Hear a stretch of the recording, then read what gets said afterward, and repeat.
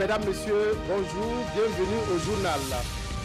Des boutiques témoins de vente de céréales aux personnes vulnérables visitées par des membres du gouvernement qui voulaient s'assurer qu'elles contribuent effectivement à juguler les effets du déficit céréalier.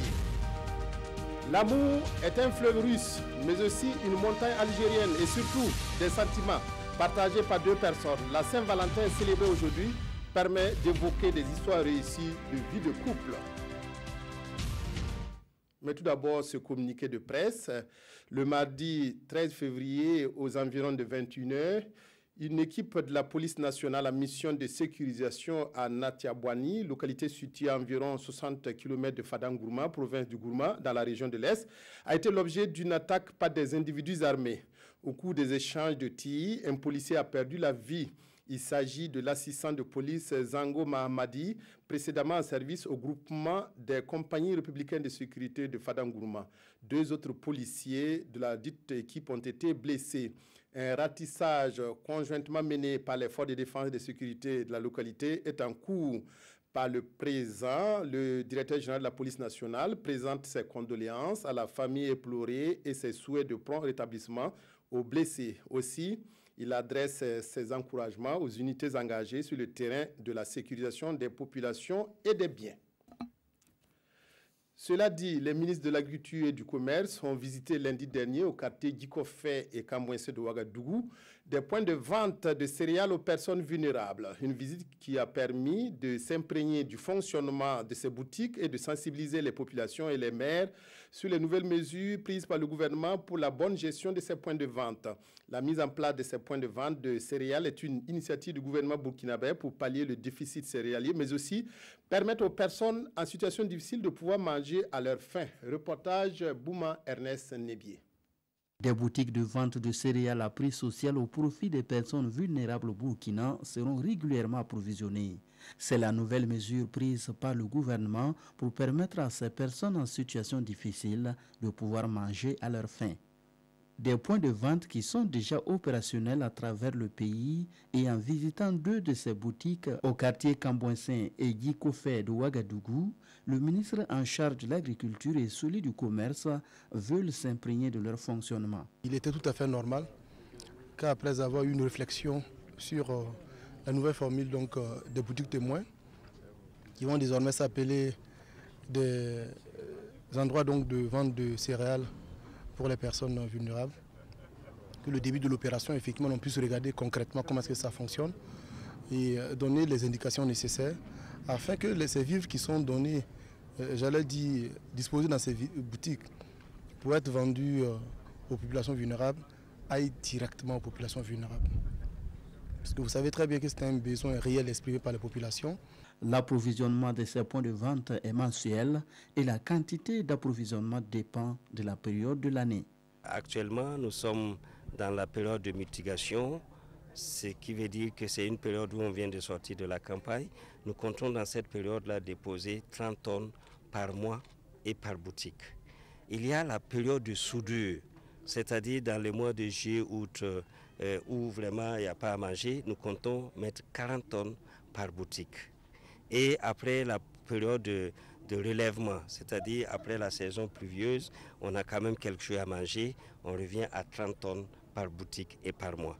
C'est une innovation qui est en train d'être faite et nous pensons pouvoir tenir le pari parce que cette année, nous voulons qu'au niveau du gouvernement, on prenne l'engagement d'acquérir 95 000 tonnes par rapport à cette étape où on est à 45 000, 50 000 tonnes. Dans ces boutiques, on trouve essentiellement du maïs au prix de 6 000 francs CFA, le sac de 50 kg. Au total, 138 points de vente sont opérationnels à travers le Burkina.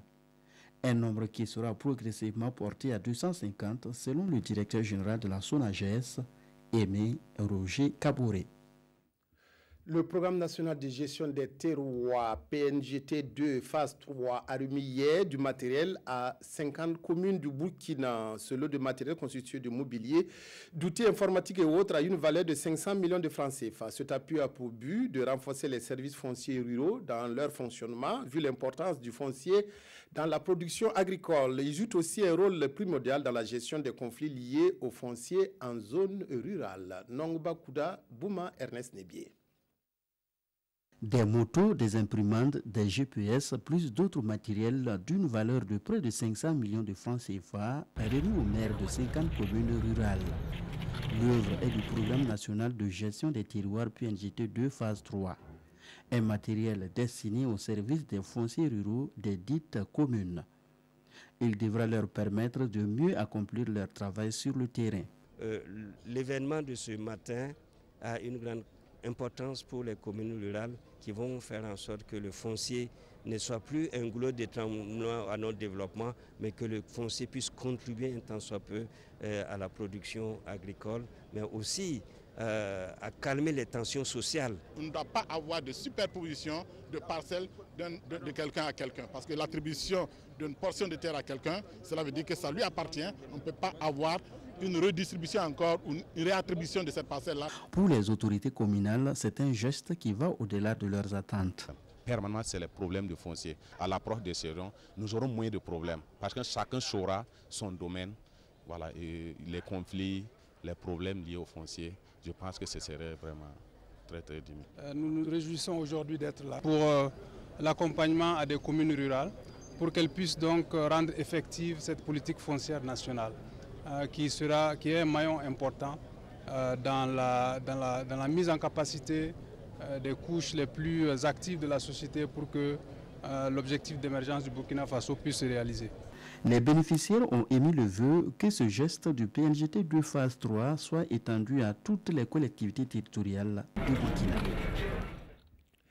Des membres du comité de gestion des marchés de Bobo-Dioulasso menacent d'appeler à un boycott de l'acquittement des droits de marché par les commerçants. Cette menace fait suite à la suspension de leur président par le maire de la commune de Bobo-Dioulasso. Pour les membres du comité de gestion des marchés, c'est un abus de pouvoir de la part des autorités municipales bobolaises. Plus de précisions avec Hassan Gourabou et Karim Sissé. Des membres du comité de gestion des marchés en colère contre le maire de la commune de Bobo-Dioulasso suite à la suspension de leur président. Ils expriment ici leur désarroi. Pour eux, la gestion des marchés selon les textes ne relève pas de la compétence du maire, mais du comité de gestion. Selon les dispositions de la Convention de financement relative à la réhabilitation du marché central entre la commune de Bobo-Dioulasso et l'AFD, le maire ne doit pas s'ingérer dans la gestion des marchés en ce sens que la SGM a été créée pour gérer les marchés pendant 25 ans, de 2001 à 2026, en lieu et place de la régie communale. Toujours selon les membres du comité de gestion des marchés de Bobo-Dioulasso, le poste du président est électif et non nominatif. Par conséquent, ils disent ne pas reconnaître le président par intérim du comité de gestion des marchés nommé par le maire. Nous voulons porter à votre connaissance que nous ne reconnaissons pas Koulibaly Martin comme président par intérim du CGM. Nous demandons humblement au maire vraiment Sanou de revenir sur sa décision de suspension du président Ibrahima Traoré. Si au bout de 72 heures, rien n'est fait, nous prendrons la responsabilité d'inviter les commerçants à ne plus s'acquitter de leurs droits de marché. Les membres du comité de gestion des marchés de Bobo-Dioulasso ont, au cours de ce point de presse, réaffirmé leur soutien au président suspendu. Ils disent être disponibles pour tout dialogue afin de trouver une issue favorable à cette crise qui les oppose au maire de la commune. Les neurochirurgiens venus d'une dizaine de pays d'Afrique participent à Ouagadougou au premier congrès de l'Association des sociétés de neurochirurgiens d'Afrique et au second congrès de la Société burkinabé de neurochirurgie. Deux événements qui se tiennent conjointement sous le thème neurotraumatologie. Ces médecins neurochirurgiens ont 3 jours pour faire l'état des lieux de l'art neurochirurgical dans leur espace afin de promouvoir son développement. Reportage Yacouba Gamene, Estelle Judith Assorba. Ces neurochirurgiens venus d'Afrique de l'Ouest et centrale ont momentanément abandonné les blocs opératoires pour se retrouver dans la capitale burkinabé. Juste 3 jours pour partager ensemble leurs expériences dans cette spécialité peu connue. Cette spécialité est peu connue, où souvent les gens disent qu'il faut aller ailleurs pour le faire. Donc nous allons d'abord discuter entre nous pour savoir, pour faire le point de ce qui a été fait. Et à ce propos, nous avons 70 communications qui sont prévues pour être enseignées. Un partage d'expérience pour mieux appréhender au quotidien les difficultés de prise en charge des patients et également échanger sur les solutions adaptées à leur environnement de travail. Ouvrir le cerveau de quelqu'un pour soigner une maladie, les gens pensent que les Africains ne peuvent pas y arriver. Les neurochirurgiens d'Afrique vont le démontrer lors des communications dans ce congrès que cela est possible. Cela est tellement possible que le Burkina Faso y croit.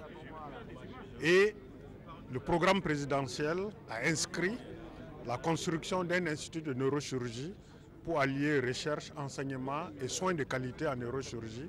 Et cela est en cours sur la technopole de Tengadogo. La neurochirurgie est une spécialité qui, malgré les efforts conjugués de ses acteurs, compte peu de spécialistes et est considérée à tort comme une discipline de luxe.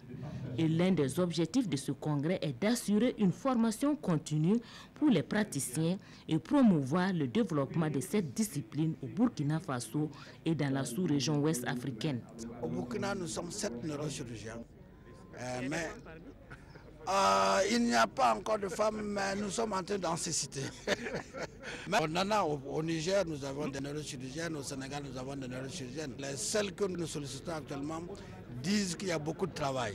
Donc nous allons demander aux hommes de leur donner moins de travail pour qu'ils puissent s'occuper de la neurochirurgie. Au cours de cette rencontre, les congressistes vont aussi procéder au renouvellement des instances de l'association des sociétés de neurologie d'Afrique et mettre en place une nouvelle politique pour le développement de la neurochirurgie en Afrique. La Saint-Valentin, la fête des amoureux, parlons-en, c'est aujourd'hui. Occasion pour parler d'histoire d'amour réussie.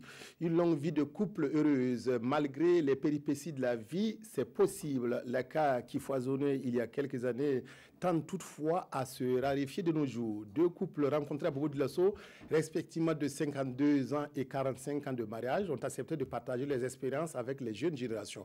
Comment filer toujours le parfait amour après tant d'années et comment surmonter les conflits relationnels? Réponse dans ce dossier signé Martin Zerbo, Mireille Carole Touma. La clé du bonheur à 2, ou du moins le secret d'une vie de couple épanouie, il semble l'avoir trouvé. 52 ans de mariage pour le couple Yen, 45 ans pour le couple Parkouda. Si pour le premier, tout a commencé au collège à Tounouma, pour le second, tout débute à Ouagadougou. Elle habitait le quartier Zogona et moi j'étais à Tanguin. Un jour, je suis allé rendre visite à ma grande sœur et j'ai croisé 2 jeunes filles. Mon cœur a battu pour l'une d'elles, celle qui allait devenir ma femme. Quand je suis venu nouvellement au cours normal de Tounouma, j'étais logé chez ma grande sœur. Et un jour, un dimanche, elle m'a envoyé au marché. Et du retour du marché, j'ai vu 3 vélos qui étaient garés dans la cour. Et ma grand-sœur me dit qu'il y a 3 jeunes hommes qui sont venus ici et puis sont ressortis. Je ne les connaissais pas. Moi, je suis parti, j'ai regardé les vélos là. Puis j'ai choisi un vélo. J'ai dit, ces vélos-là, vélo blanc sale, bien propre. J'ai dit, ces vélos-là, la personne qui appartient à ce vélo-là, c'est la personne-là que moi je prends comme mari. Ainsi sont nées ces 2 histoires d'amour et c'est parti pour toute la vie. Une flamme entretenue au fil du temps, depuis une époque où la Saint-Valentin était méconnue. La Saint-Valentin, sincèrement, je ne connais pas son origine. Je ne connais pas exactement ce que cela veut dire. On a souvent dit que c'est la fête des amoureux. Amoureux dans quel sens? Saint-Valentin, là, nous, on ne connaît pas Saint-Valentin. Tous les jours, c'est Saint-Valentin chez nous. Quand mon mari me fait à boire, m'amène un poulet, porc au four, c'est les Valentins comme ça que j'ai fait les jours là. Pour les jeunes couples ou pour ceux qui aspirent au mariage, Le conseil de ces anciens reste l'humilité et le dialogue. Mettez la prière devant, la fidélité, la confiance et le dialogue. Nous, nos bagarres, là, ça se passe, hein, mais aucun de nos enfants ne peut dire qu'il nous ait vus en train de se bagarrer. Et toujours dans le couple, les deux là, il y a un qui accepte, qui est pardonnable, il y a un qui se soumet. Et ensemble, vous avancez. Le couple Yen et le couple Parkouda sont la preuve que l'amour ne s'effrite pas au fil du temps, comme le pensent certains. Mieux, comme un vin, il se bonifie. Encore faut-il que chaque partenaire y mette du sien. Actualité internationale, le groupe de Lima, une alliance de 14 pays d'États d'Amérique du Sud ainsi que le Canada rejette la tenue d'élections au Venezuela le 22 avril prochain. Le groupe estime que le scrutin ne pourrait être libre sans une participation de l'opposition. Cette élection n'ouvre que la voie à une réélection du socialiste Nicolás Maduro. Le groupe de Lima dénonce le calendrier fixé au Venezuela pour la prochaine présidentielle. À l'issue d'une réunion qui s'est déroulée ce mardi, l'alliance de 14 États d'Amérique du Sud et le Canada ont critiqué la tenue de l'élection fixée au 22 avril par Caracas, alors qu'aucun accord préalable n'a été trouvé avec l'opposition vénézuélienne. Selon cette union, le scrutin ne peut pas être libre et juste puisque des acteurs politiques sont incarcérés ou assignés à résidence. Il y a une semaine, le gouvernement vénézuélien a défini cette échéance qui ouvre la voie à une réélection du socialiste Nicolás Maduro. Depuis des mois, le Venezuela est en proie à une crise économique et politique majeure et à de graves pénuries alimentaires et de médicaments. Le groupe de Lima a demandé à ce qu'un corridor humanitaire soit ouvert pour venir en aide à la population. Avant la revue de presse, ce communiqué de presse de la police nationale, le mardi 13 février 2018, aux environs de 21h, une équipe de la police nationale en mission de sécurisation à Natiabwani, localité située à environ 60 km de Fadangourma, province du Gourma, dans la région de l'Est, a été l'objet d'une attaque par des individus armés. Au cours des échanges de tirs, un policier a perdu la vie. Il s'agit de l'assistant de police Zango Mahamadi, précédemment en service au groupement des compagnies républicaines de sécurité de Fadangourma. 2 autres policiers de la dite équipe ont été blessés. Un ratissage conjointement mené par les forces de défense et de sécurité de la localité est en cours par le président. Le directeur général de la police nationale présente ses condoléances à la famille éplorée et ses souhaits de prompt rétablissement aux blessés. Aussi, il adresse ses encouragements aux unités engagées sur le terrain de la sécurisation des populations et des biens. Programme de relance industrielle et amélioration du climat des affaires au Burkina Faso, ce sont les 2 sujets qui sont traités par les journaux ce mercredi. La revue de presse avec Vincent Tiendrebego. À la une d'aujourd'hui au Faso, un programme de relance industrielle qui va créer plus de 700 000 emplois directs et indirects. Le journal rend compte de ce programme d'urgence initié par le Premier ministère et qui vise à accroître le taux de transformation des produits locaux, à créer des emplois, diversifier et accroître les exportations manufacturières, réduisant du coup la dépendance du Burkina Faso des exportations. Ce programme qui s'inscrit dans le cadre du PNDS va concerner les filières bétail-viande, coton, textile, carrières et matériaux de construction, ainsi que les fruits et légumes, nous détaille le journal. À propos, Citoyen indique que le taux de transformation des produits agricoles devrait passer de 12% en 2015 à 25% en 2020 et impliquera les acteurs publics et privés ainsi que les partenaires techniques et financiers pour atteindre cet objectif. Sidoya, qui dans ses colonnes des murmures révèle aussi qu'une usine de grainage de coton biologique est en gestation à Koudougou, usine dont la première pierre sera posée jeudi prochain en marge du SICO, le Salon international du coton et du textile, qui aura lieu dans la cité du Cavalier Rouge. Une information qui tombe à propos quand on sait ce qui fait débat sur la question d'ouverture de nouvelles usines de textile au Burkina. Autre question d'économie, la thérapie de choc de Paul Kabatieba pour l'amélioration du climat des affaires au Burkina Faso, rapporté dans le journal Le Pays. L'objectif du chef du gouvernement, faire figurer le Burkina Faso dans le top 10, les 10 pays les plus performants en matière de climat d'affaires sur le continent africain. C'est aussi l'information à la une de Sidoya qui note une dégringolade du Burkina Faso dans les différents classements, d'où cette volonté de relever la barre. Un autre sujet tout aussi économique, la Saint-Valentin où l'amour côtoie le business, car selon le pays, la Saint-Valentin est bien une fête commerciale au regard du marché des cadeaux. Ce 14 février, les fidèles catholiques, eux, ont plutôt le cœur au mercredi des cendres. Alors la Saint-Valentin coïncide cette année avec le début du carême chrétien, vous l'avez entendu de la bouche de Vincent Tientrebego, ce qui nous permet de faire d'une pierre deux coups avec cette citation de Pierre Corneille, « Je vous aime, beaucoup moins que mon Dieu, mais bien plus que moi-même ». Fin de cette édition, merci de l'avoir suivi. Excellent après-midi à toutes et à tous.